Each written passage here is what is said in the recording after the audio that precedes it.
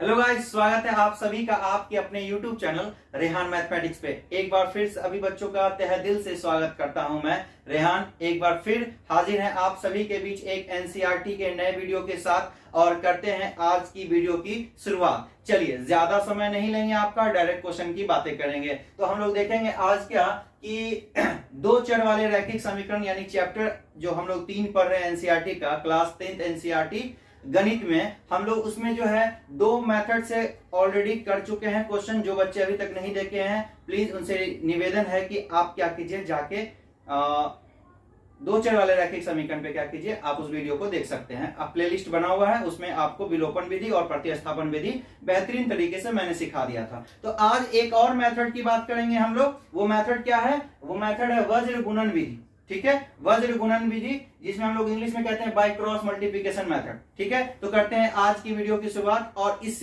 Method में सीखेंगे कुछ प्रश्न, और जो कि डायरेक्ट आपके बोर्ड एग्जाम में एक सवाल यहां से 2 मार्क्स में पूछे जाएंगे और बेहतरीन उम्मीद करता हूं कि आपको पसंद आएगा। चलिए स्टार्ट करते हैं। सबसे पहले बाबू देखेंगे पेयर ऑफ लीनियर इक्वेशन के दो इक्वेशन क्या होते हैं, यानी दो चर वाले रैखिक समीकरण का पहले दो हम लोग समीकरण देखेंगे। तो समीकरण क्या होता है, इसका व्यापक रूप क्या होता है दो चर वाले रैखिक समीकरण का, तो बात करेंगे a1x प्लस b1y और यहां पे हो जाएगा प्लस c1 इक्वल टू हो जाएगा 0, और दूसरा समीकरण हो जाएगा हम लोग का a2x प्लस b2y और प्लस c2 इक्वल टू हो जाता है बाबू 0। ये आपका क्या है? ये आपका व्यापक रूप है, the general form of pair of linear equation in two variable, यानी आपका दो चर वाले रैखिक समीकरण का दो आपका समीकरण बन गया, यानी व्यापक रूप है। पहले वाले में 1 1 होता है, दूसरे वाले में 2 2 होता है। यहाँ पे a1 b1 और c1 है और यहाँ पे a2 b2 c2 है। थोड़ा सा हम लोग फॉर्मूला बनाने का कोशिश करेंगे कि वज्र गुणनखंड विधि या वज्र गुणज विधि या वज्र गुणन विधि में हम लोग कैसे सवाल को सॉल्व करते हैं। तो सवाल आपका है वज्र गुणन विधि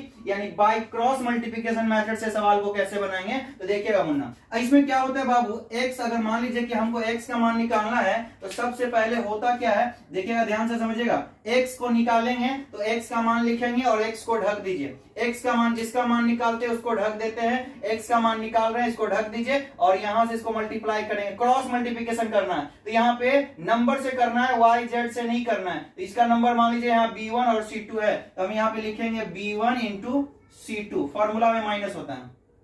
और ये वाला फिर हम लोग ऐसे करेंगे b2 c1, यहां हो जाएगा b2 इंटू c1। ये बाबू आपका हो गया x का मान। x का मान हम लोग निकाल लिए, अब निकालेंगे y का मान। अब निकालेंगे यहाँ पे y का मान, तो y ऊपर में लिख देंगे और y लिखने के बाद क्या करेंगे बाबू y को इस बार ढक देंगे, y को ढक देंगे। देखो y को ढक दिया, अभी हम लोग निकल चुके हैं। हम लोग कहां पे हैं? अभी हम लोग c1 के पास है, c2 के पास है, c1 के पास है, c2 के पास है। मान लीजिए कि घर पे कुछ सामान आप भूल गए, वापस आपको किधर आना पड़ेगा? वही मार्केट से आपको घर आना पड़ेगा। तो यहाँ पे हम लोग बाबू याद रखिएगा, ऊपर से नीचे आते हैं, हमेशा ऊपर से नीचे आ जाता है। तो फिर हम लोग इसको क्रॉस करेंगे तो यहाँ हो जाएगा c1 इंटू a2, यहाँ लिखेंगे c1 इंटू a2 माइनस यहाँ मुन्ना कीजिएगा c2 into a1, c2 into a1 हो जाएगा। ये आपका दूसरा हो गया। अब मान लीजिए आप पहुंच चुके हैं ये दोनों के पास। अब क्या करेंगे हम लोग, क्या करेंगे c1 का मान निकालेंगे, यानी यहाँ पे अचर पद का मान निकालते हैं तो यहाँ पे कुछ नहीं तो 1 देते हैं और इसको ढक देंगे। ढकने के बाद हम लोग को क्या करना है, इन दोनों को मल्टीप्लाई कर देना, सिंपल। ये आपका इसको इससे ऊपर से नीचे आना, इसको इससे, यानी आपका हो जाएगा a1 इंटू b2 और माइनस यहां पे आ जाएगा इससे ये वाला भाई साहब a1 into b2, b1 into a2, b1 into a2। तो आप क्या करोगे, इस फॉर्मूला का इस्तेमाल करके आप अच्छे से ये आप जो है दो चर वाले रैखिक समीकरण को एक नए विधि यानी वज्र गुणज विधि यानी वज्र गुणन विधि के माध्यम से आप इसको क्या कर सकते हैं, सॉल्व कर सकते हैं। तो बाबू एक सवाल आपके पेपर बोर्ड एग्जाम में एकदम 100% आएगा। सवाल लिखा रहेगा दो चर वाले रैखिक समीकरण का कोई भी एक दो इक्वेशन दे देगा, कहेगा आपको वज्र गुणन विधि द्वारा आप इसको हल कीजिए। तो चलिए, ये आपका कुछ यहाँ से ट्रिक हमने बताया, लेकिन इसको याद रखने की जरूरत नहीं है, हमने आपको बस समझाया ऐसा होता है। लेकिन डायरेक्ट हम लोग सवाल में ही करेंगे, सवाल में ही अच्छे से समझ लेंगे। चलिए तो एक करते हैं एक नए क्वेश्चन की शुरुआत, उसमें आपको अच्छे से समझाते हैं। चलिए तो वापस से हम लोग करेंगे एक क्वेश्चन से आपको अच्छे से समझाने की पूरा कोशिश करेंगे, एकदम 100% मैं बताऊंगा, आपको 100% आएगी समझ में। चलिए तो एक क्वेश्चन से हम लोग देखेंगे मुन्ना कि कैसे समझेंगे, कि सवाल आपको बोर्ड एग्जाम में कैसे पूछेगा। ये भी एक सवाल आपका एनसीईआरटी का ही है, एक्सरसाइज 3.5 का एक सवाल हमने आपको दिया। अच्छे से एक सवाल आप अच्छे से सीख लीजिए, फिर मैं 5 क्वेश्चन आपको होमवर्क में दूंगा, घर से कर लीजिएगा। सवाल क्या है मुन्ना, पढ़िएगा ध्यान से। सवाल आपको बोर्ड एग्जाम में ऐसा ही देखने को मिलेगा कि समीकरण युग्म 2 समीकरण दिया रहेगा। ये आपका एक समीकरण है, एक समीकरण आपका यहाँ है। कह रहा है इस समीकरण को आप किस विधि से बनाइए, आपको लिख देगा इसको वज्र गुणन विधि द्वारा हल करें। तो चलिए मुन्ना थोड़ा सा ध्यान देंगे। ये आपका समीकरण क्या है बाबू, x माइनस 3y माइनस 7 बराबर 0, ये आपका समीकरण पहला है। दूसरा आपको बाबू बोलेंगे 3x माइनस 3y और माइनस 15 बराबर 0, ये आपका दूसरा समीकरण है। याद रखिएगा एक बात, अगर ये नंबर जो है इस साइड रहेगा वज्र गुणनखंड विधि में या वज्र गुणन विधि में, हम लोग क्या करते हैं, नंबर अगर इधर रहेगा तो उठा के इधर ले आते हैं। उठा के आप लोग सबको एक साथ रखिएगा, अगर दे देगा तो उठा के इधर ले आइएगा, साइन बदल जाता है। चलिए ये आपका सवाल है। अब यहाँ पे मान लीजिए सबसे पहले हम लोग x का मान निकालेंगे। x का मान निकालिएगा बाबू, अभी बताया हमने x का मान निकालिएगा तो x को क्या कीजिए, ढक दीजिए। x को हमने ढक दिया, ऊपर से हमेशा ऊपर से नीचे आएंगे, ऊपर से नीचे आइएगा, गलती कभी नहीं होगा। इसको ऐसे गुना करना है। इसका नंबर क्या है देखिएगा -3, इसका नंबर है -3 इंटू -15, यहाँ पे ब्रैकेट में लिख रहे हैं -15, फॉर्मूला में माइनस होता है, ठीक है। अब यहां से हम एक इधर गुना कर लेंगे, यहाँ पे -3 माइनस देखो 3 लिखा और उसके बाद हमने क्या किया, -7 किया, -7 किया, ये मल्टीप्लाई हो गया हम लोग का। अच्छे से समझ लेना कि यहाँ पे अगर गलती होगी तो सवाल आपका गलत हो जाएगा। करना क्या है, x का मान निकाल रहे हैं, x का मान निकाल रहे हैं तो x को लिखेंगे, x वाला को ढक देंगे, ऊपर से हमेशा नीचे आना। यहाँ पे देखिए इसका नंबर क्या है, y नहीं लिखाता है, नंबर लिखाता है। नंबर अगर आपका प्लस में रहेगा तो चिन्ह देने की जरूरत नहीं है, नंबर अगर माइनस में होगा तो माइनस जरूर दीजिएगा। देखिए x को हमने ढक दिया, यहाँ पे इसका नंबर था -3, इसका नंबर था -15, तो -3 इंटू -15, यहाँ पे बीच में फॉर्मूला में माइनस होता है। वापस से अब इसको गुना करेंगे, अब ऊपर से नीचे आओ या नीचे उससे ऊपर जाओ, बात बराबर। पहला वाला में ऊपर से नीचे हमेशा आओगे। यहाँ पे -3 है, -3 दिया, यहाँ पे इंटू -7 है, -7 दिया। x का मान निकल गया बाबू। अब यहाँ पे हम लोग y का मान लिखेंगे, तो y का मान लिखेंगे ऊपर में, क्योंकि हमको y निकालना है। तो y को क्या करेंगे, इस बार ढक दीजिए, y को आप अच्छे से ढक दीजिए। तो y को ढक दीजिएगा तो क्या बचेगा, y को ढकने के बाद यहाँ देखिए y को ढक दिया। अभी आप कहां पे हैं, एक तो आप 7 के पास है, एक तो आप 15 के पास है। घर पे कुछ सामान भूल गए, ये आपका घर है, तो यहाँ पे y का मान निकालना है, y को ढक दिए। यहीं से आप इधर आओगे, यहां से आप ऐसे आओ, क्रॉस मल्टीप्लिकेशन करो, -7 इंटू 3, देखो यहाँ माइनस में नहीं है इसीलिए सिर्फ 3 लिखेंगे, -7 इंटू कितना 3, ये पॉइंट जो दे रहे हैं मल्टीप्लाई का चिन्ह है, मल्टीप्लाई का, ठीक है। अब देखो इसको इससे कर लिया, अब इसको इससे करो, -15 गुना इसका नंबर, इसके आगे कोई नंबर नहीं है, इसके आगे कोई नंबर नहीं, तो इसको समझेंगे 1। यहाँ पे -15 गुना 1, तो यहाँ पे देखो फॉर्मूला वाला माइनस दिए बीच में, -15 गुना कितना 1। अच्छा, जब 2 बार माइनस में आएगा तो एक को ब्रैकेट में रखते हैं, क्लियर हो गया। अब यहाँ लिखेंगे हम लोग अचर पद की बात, तो अचर पद के लिखने के लिए हम लोग लिख देंगे 1, लिख देंगे 1 ऊपर में लिख दिया। अचर पद आपका ये x वाला है, ये y वाला है, ये अचर पद है, अचर पद को ढक दीजिए। अगर आप अब इस बार यहाँ पर हैं तो क्या करना है, इसको अब यहाँ पे मल्टीप्लाई करने के लिए क्या करेंगे बाबू, इसको ऐसे मल्टीप्लाई कर लो, ऊपर से नीचे का जब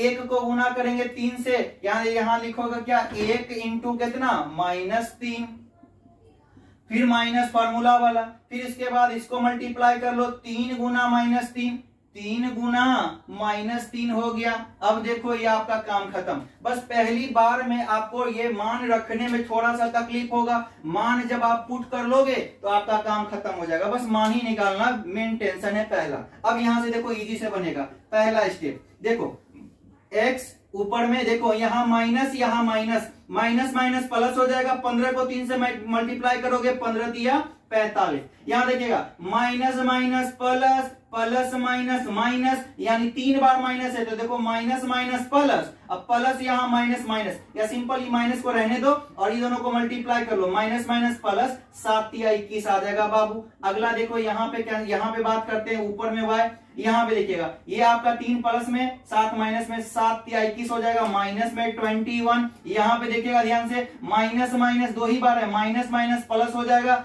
और यहाँ पे 15 को 1 से गुना करेंगे 15 आ जाएगा। बराबर में देखना ध्यान से बाबू, एकदम भागने की जरूरत नहीं है, एकदम दिमाग में मैथ सेट कर देंगे, 100% गारंटी ले रहे हैं। अब यहाँ पे इसको गुना करो, यहाँ पे 1 प्लस में है, यहाँ पे माइनस में है, तो प्लस माइनस माइनस 1 को 3 से गुना करोगे -3। फिर यहाँ देखिएगा माइनस माइनस प्लस हो जाएगा, अब 3 को 3 से गुना करोगे तो कितना हो जाएगा प्लस में, ये माइनस माइनस प्लस 3 तिया 9, ये बात आ गया। अब यहाँ से एक स्टेप और बाबू कर लो, आंसर आपका निकल के आ जाएगा फटाक से।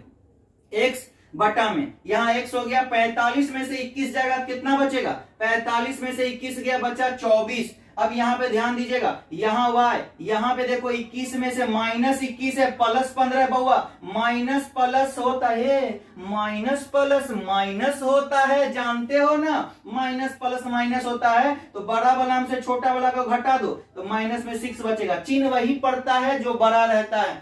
कौन बड़ा है रे बाबू, 21 बड़ा है कि 15? सर जी 21 बड़ा है, 21 का चिन्ह लिख दोगे यहाँ पे माइनस में, बराबर लिख दो बाबू रे 1, और यहाँ पे 9 बड़ा है 3 छोटा है, माइनस प्लस माइनस हो जाएगा, 9 में से 3 गया तो बचा 6, बड़ा वाला का चिन्ह लिख दो, ये बड़ा आपका 9 है, इसका चिन्ह लिख दिया। अब क्या करो, तीनों का मान निकल गया। अब इक्विवेलेंट करके वैल्यू हम निकालते हैं, यानी कंपेयर करके निकालते हैं। अब ध्यान देना बाबू, कंपेयर करके हम लोग यहाँ पे वैल्यू को निकाल के दिखा रहे हैं। कंपेयर करने का मतलब कि पहले अब मान लो x का मान निकालना है तो x को पकड़ेंगे और अचर पद को पकड़ेंगे, x का मान निकल जाएगा। फिर y का निकालना है तो y को पकड़ेंगे और अचर पद को पकड़ेंगे, यानी x को भी निकालने के लिए अचर पद से कंपेयर करते हैं और y को निकालने के लिए भी अचर पद से कंपेयर करते हैं। पहले आ जाओ x का मान निकाल लें। x का मान निकालने के लिए बोलेंगे x बटा कितना है 24 है, बराबर अचर पद कितना है 1 बटा 6 है,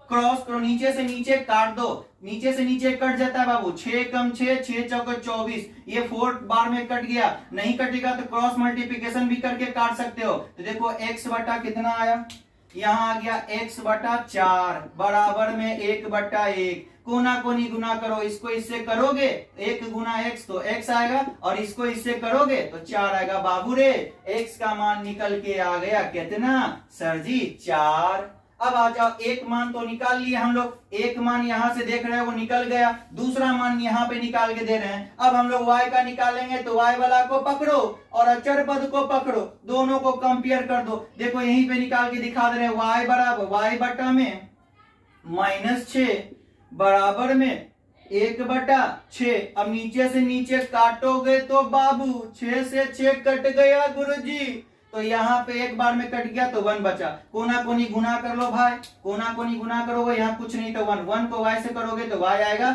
इसको यहाँ पे कुछ नहीं तो -1 बचा, देखो माइनस लगा हुआ है, इसको करोगे तो -1। तो ये आपका बाबू सवाल आपका बनकर हो गया तैयार। तो पहला सवाल एकदम शानदार तरीके से हमने आपको बता दिया। आप वज्र गुणन विधि में एक सवाल आपके बोर्ड एग्जाम में 100% पूछे जाएंगे, जैसा कि आपको बताया सवाल ऐसे ही रहेगा। क्या कीजिएगा, अब इस सवाल को आप प्रैक्टिस कर लीजिएगा, बेहतरीन तरीके से आपको ये सवाल आ जाएगा। अगर एक बार में वीडियो में समझ में नहीं आएगा बाबू, दोबारा इस वीडियो को क्या कीजिएगा शुरू से देख लीजिएगा, 100% समझ में आ जाएगा। ठीक है, तो मिलेंगे नेक्स्ट वीडियो में। अब 5 क्वेश्चन आपको दे रहे हैं, पहले 5 क्वेश्चन दे रहे हैं, आप 5 क्वेश्चन को क्या कीजिएगा बना लीजिएगा घर से, ताकि आपका ये मेथड आपका क्या हो जाए स्ट्रॉन्ग आ जाए। तो पहले 5 सवाल आप लिख लीजिए। चलिए बाबू, तो ये 5 सवाल आपके बोर्ड पे दिख रहा होगा। ये आप 5 सवाल क्या करोगे, सवाल क्या दिया, निम्नलिखित प्रश्न को वज्र गुणन विधि से हल करें। अगर आप ये 5 सवाल बना पा रहे हैं तो बोर्ड एग्जाम में इंशाल्लाह ताला आप क्या करोगे, 1-2 नंबर का प्रश्न आपका फिक्स हो जाएगा। ये 5 सवाल है, ये देखो अगर क्या करना, कभी सवाल ऐसे भी देता है, देखो बराबर के इस पार नंबर दे दिया, तो कभी ऐसे भी देता है, यानी इधर हर हाल में सभी मान एक साइड होने चाहिए। अगर मान लो ये सवाल में अगर ये नंबर ऐसे एक साइड नहीं दिया है तो आप इधर कर लो, यानी 9 प्लस में इधर लेके चला आना, यहाँ पे समीकरण बनेगा 8x + 5y, अब प्लस में 9 है उधर, इधर लेके चलाएंगे तो -9 बराबर 0 हो जाएगा। और इसको इधर लेके चलाएंगे -4 बराबर 0 हो जाएगा। इसी तरह बना लेना जैसे ये बना हुआ है। यहाँ पे एक और सवाल हम लोग दिए इधर करके x + y और ये 5 इधर है ना, इसको इधर लिया ये आ जाएगा। ऐसे कैसे बन जाएगा बाबू रे? इसके ये सवाल बन जाएगा x + y, 5 उधर है इधर लिया बराबर 5 आ जाएगा, माइनस ये 5 प्लस में इधर आएगा तो माइनस में 5 हो जाएगा बराबर 0 कर लेना। ये आपका हो जाएगा 2x - 3y, 4 इधर है तो 4 को उठा के इधर लिया -4 बराबर 0 हो जाएगा। ये समीकरण तैयार हो गया। ये भी आप इसको उठा के इधर ले आइएगा, उठा के इधर ले आइएगा। ये 5 सवाल हमने बेहतरीन आपके बोर्ड एग्जाम में अभी तक जो पूछा गया था वो सारे के सारे सवाल आपको दिया बनाने के लिए। तो आप इसको वज्र गुणनखंड विधि से, वज्र गुणन विधि से आप इसको बना लीजिएगा।